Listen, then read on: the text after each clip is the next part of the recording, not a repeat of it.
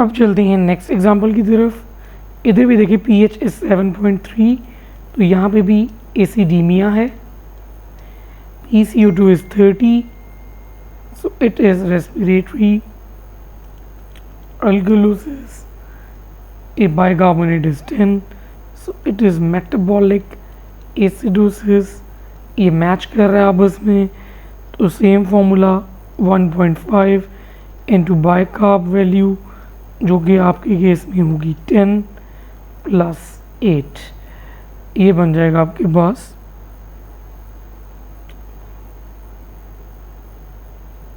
23। आपकी original PCO2 value is 30, that is more, तो यहाँ पे आ जाएगा आपका metabolic acidosis with respiratory acidosis.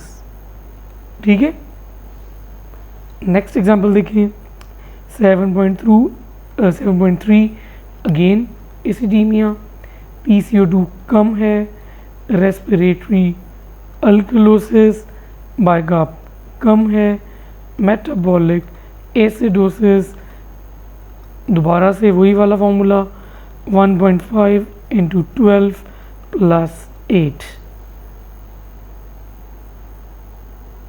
26 बनता है, 26 ही है, तो इसका मतलब हुआ कि this is only metabolic acidosis. एक ही डिफेक्ट है इसमें जो कि मेटाबॉलिक एसिडोसिस है, क्योंकि these two match. Next example देखें 7.3 एसिडीमिया है, यहाँ पे PCO2 इज़ 30 जो कि कम है, यानी कि respiratory alkalosis, bicarb is less, यानी कि मेटाबॉलिक एसिडोसिस। इसमें दोबारा से वही वाला फॉर्मूला लग रहा है, ठीक है, 1.5 इंटू 12 प्लस 8 जो कि दोबारा से वही बन जाता है वैसे 26, लेकिन आपके पास है 30 यहाँ पे इस केस में, ठीक है, जो कि ज़्यादा है। तो फिर क्या होगा, metabolic acidosis with respiratory acidosis.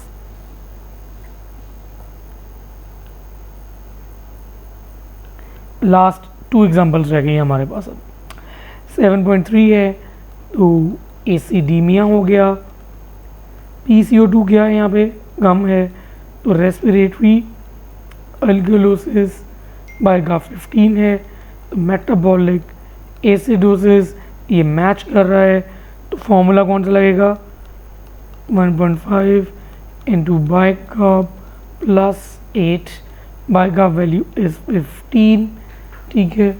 तो फिर इस लिहाज से आपके पास होना चाहिए PCO2 level 1.5 multiplied by 15 plus 8, that is 30.5, ठीक है।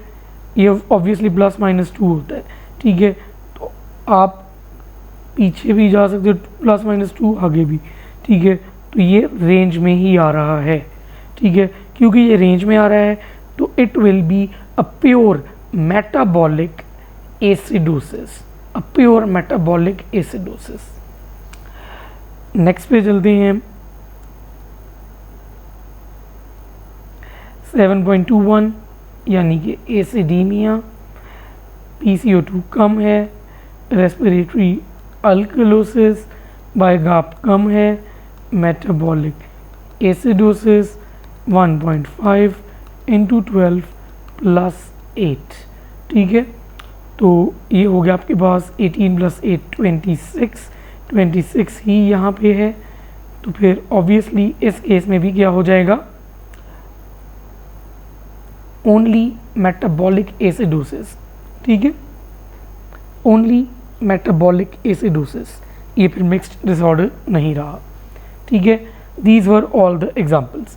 अब जो पुराने पेपर्स में चीज़ें नहीं आई हुई, ठीक है, एक तो आपकी वही वाली बात जो मैंने आपको बताई है कि आपको फॉर्मूला सारे याद होने चाहिए, वही जो दो फार्मूलाज हैं, ठीक है। मेटाबॉलिक एसिडोसिस वाला तो काफ़ी दफ़ा यूज़ हो गया है, तो वो तो आपको वैसे ही याद हो गया उन्हें, 1.5 इंटू बाइगार्ब प्लस 8, ठीक है।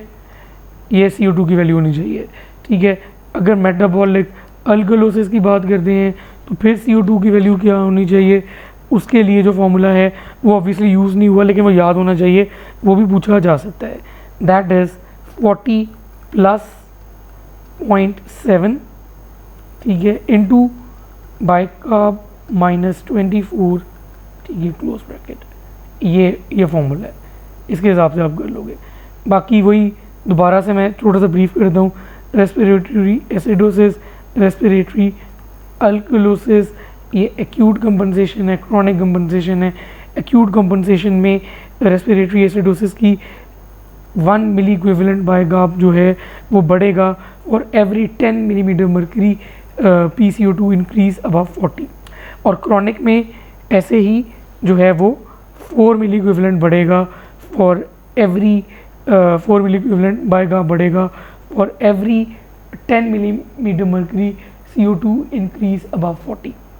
जो कि रेस्पिरेटरी अल्कलोसिस है, उसमें बाइगार्ब ने ऑब्वियसली होना है कम, ठीक है, वो 2 मिली इक्विवेलेंट कम होगा और every 10 millimetre mercury PCO2 below 40, और क्रॉनिक में 5 होगा, ठीक है, कम